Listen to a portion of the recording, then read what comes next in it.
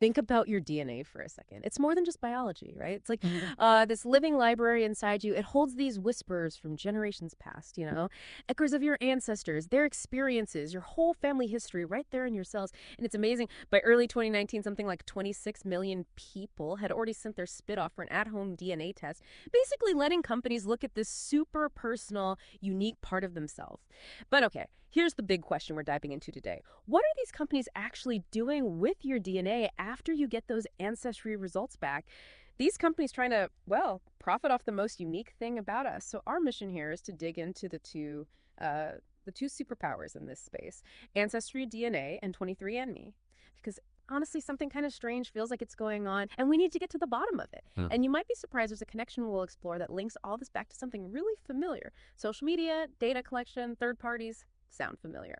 Okay, let's unpack this. So this whole thing really kicked off for me when I just asked on Twitter, hey, what do you think Ancestry DNA and 23andMe do with your DNA after they send the results? And the replies were all over the place. Everything from just databases, to some really wild stuff like organ harvesting or even human cloning theories. Yeah, and what's fascinating here is if you actually wade through their terms of service, the TOS, both Ancestry DNA and 23andMe say it pretty plainly. They state they'll store your DNA sample and, crucially, that they might even sell it to a third party. Right. Doesn't that just sound exactly like how Facebook and others treat our data? We give them so much stuff willingly. Where we work, who our friends are, where we travel, photos, emails, phone numbers, even like our physical location through IP addresses. Exactly.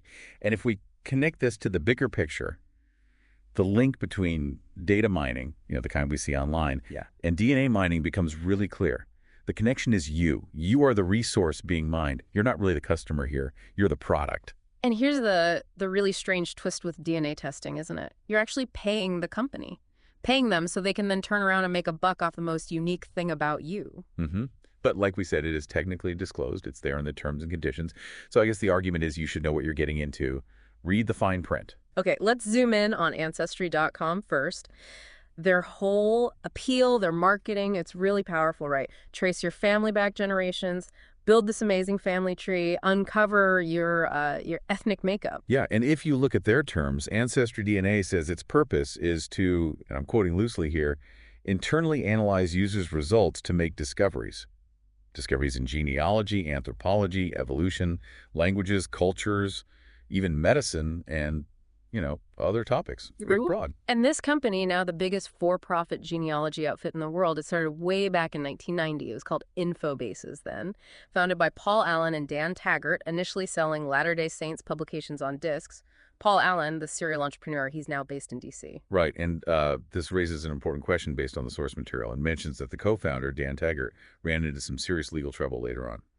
In 2016, he was sentenced on 4 third-degree felony charges. 3 were for attempted forcible sex abuse, and 1 was for attempted sex abuse of a child. And it's interesting, the company's headquarters are in Lehi, Utah, which, as the name suggests, is named after Lehi, a prophet from the Book of Mormon. Exactly, and that connection to the Mormon faith is significant here. One of the core beliefs or tenets is baptizing the dead. The idea is that baptism is essential for salvation, and the family unit can continue after death if everyone's baptized. So genealogy becomes almost a religious duty. It's a way to find ancestors to baptize, effectively saving more souls and strengthening that eternal family bond. That definitely puts a different spin on it. Is it just about tracing your personal family tree, or is there potentially an element of, tracking bloodlines for other reasons? In adding to that whole Utah context, Yeah. the state's population is what, about 67% Mormon, Yeah. reportedly? And Utah's also home to that huge NSA facility, the Utah Data Center, built specifically to store just massive, massive amounts of data. So you have Ancestry DNA, a huge collector of genetic data, headquartered quite near one of the government's biggest data storage centers. It's an interesting proximity, let's say. Yeah. And the source also suggested looking into who invests in Ancestry.com and what other companies those investors are backing. Might show some deeper connections. Okay, let's pivot to 23andMe. Their pitch is a bit different, more health-focused, right?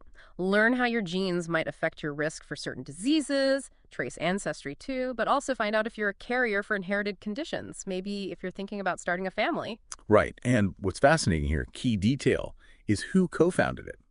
Anna Wojcicki. Yeah. Who happens to be the ex-wife of Google co-founder Sergey Brin. Ah, okay.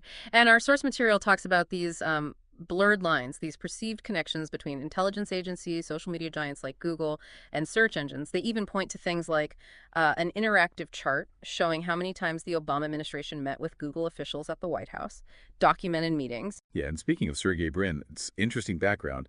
His family came from the Soviet Union in '79, escaping persecution. He went to that John Hopkins Center for Talented Youth, same place Mark Zuckerberg and Lady Gaga went, apparently. Well, and there's that famous Silicon Valley story, right? Anne Wojcicki's sister, Susan Wojcicki, who eventually became CEO of YouTube, rented her garage to Sergey Brin and Larry Page back in 1998 when they were just starting Google. Small world. Which makes it kind of weird, doesn't it? You'd think with Susan Wojcicki heading YouTube, 23andMe's YouTube channel would be buzzing. But the source points out really low engagement, like millions of views on a video, but only, say, 10 likes. Ancestry's channel is apparently only slightly better. Strange. Yeah. And technically, 23andMe uses tech from a company called Illumina, based in San Diego, to genotype your DNA. Genotyping isn't sequencing your entire genome. It's more like looking at specific markers known to be linked to certain traits or ancestry. And Anne Wojcicki was pretty clear about her ambitions back in 2014. She wanted 23andMe to have like one of the biggest genetic databases out there. The goal, she said, was to enable a tremendous amount of discovery into genetic causes of diseases like Parkinson's. But this brings up a critical point from the source material, sort of a counter-argument about scientific research. It basically says, look, just because the scientists doing the work might be trained with integrity doesn't mean their bosses are, or that the people funding it all have the same ethical standards. And it draws a parallel to the 20th century, reminding us that thousands of Americans were actually sterilized without consent, often justified in the name of, improving the gene pool. Okay, here's where it gets really interesting. Or maybe disturbing, depending on your view. In 2013, 23andMe apparently got a patent related to, well, what the media called designer babies. The idea was using parental DNA, they could potentially predict a future child's traits before conception. Things like sex, eye color, maybe even height, weight, personality tendencies, disease risks. Now, 23andMe publicly assured everyone they wouldn't use this patent technology. But the source insists that the customer DNA, the biobank, was used for the research behind the patent, and that this possibility was covered in the legal agreements people sign. Right. It's a subtle but important distinction. Using the data for the patent, even if not offering the service. Exactly. And again, like with Ancestry, the source suggests digging into 23andMe's investors and their other investments. You know, when I look at both these companies, Ancestry and 23andMe, I can't help but feel like there are potentially government or military fingerprints somewhere in the background. Which leads to the obvious question. Is the government one of those unnamed third parties that our data could be sold to? Because there's just no transparency in the contracts about who these third parties actually are. It's a blank spot. And that lack of clarity really fuels specific privacy worries. Insurance, for example. We have the Genetic Information Non-Discrimination Act, GINESHO, from 2008. It's supposed to protect you from discrimination by health insurers and employers based on your genes. But there's a big loophole. GINA doesn't cover life insurance, disability insurance, or long-term care insurance. Those companies could potentially use genetic info against you. Ah, okay. I didn't realize that distinction. Yeah, it's significant. Then there's law enforcement access. These DNA databases, they will hand over results if they get a legal warrant. And we've seen cases where warrants are used to search these huge databases, trying to link people or their relatives to cold cases or ongoing investigations. Through familial matching, right. Exactly. And it goes further. Scientists can now apparently build a pretty decent 3D model of a person's face just from their DNA. So imagine police getting DNA from a crime scene and generating a possible image of the suspect. Wow. But the really big overlying issue, according to the source, is that other scientists have shown it's actually possible to fabricate DNA evidence in a lab, which, if true and possible on a wider scale, could completely undermine DNA as the sort of gold standard proof in criminal justice. So this raises an important question, a really fundamental one. How can we possibly ensure that this data, our literal genetic code, will be handled ethically at all, especially when the technology seems to be outpacing the laws and the ethical frameworks? Right. And that's where we get into some of the more, well, speculative territory mentioned in the source, like the cloning aspect people brought up. I mean, they've cloned animals for years now, Dolly the sheep and all that. So the question becomes, why not humans?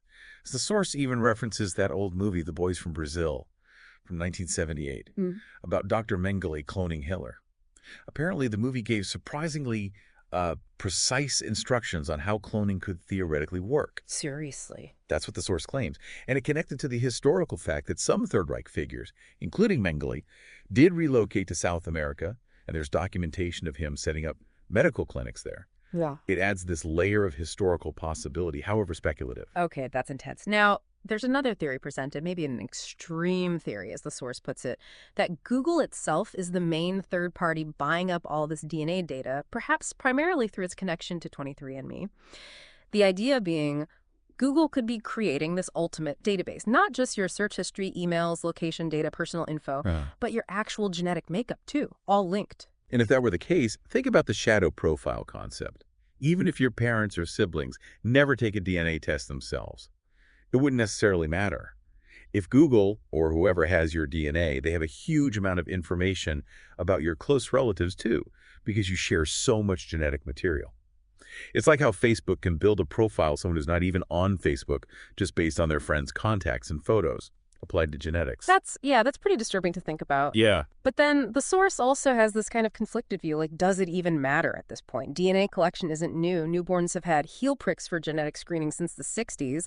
The military requires DNA samples. Is this just the next step? Well, and it's not just those things. There was that overtly intrusive bill proposed in March 2017. It aimed to let employers basically fine employees who refuse to join company wellness programs. And crucially, these programs could mandate genetic screening, and the results could be shared with third parties, including people who aren't health professionals. That bill didn't pass, I believe, but it shows the direction some are thinking. So the big societal question then becomes, if everyone kind of knows this is happening, does anyone really care enough to stop it? Have we as a society just chosen convenience over privacy? Become complicit in the annihilation of our own privacy? Certainly feels that way sometimes. And the logic follows. The more data points exist about you, your habits, your health, your genes, the more predictable you become. And it's hard to believe, realistically, that all this gathered information will primarily be used to benefit you.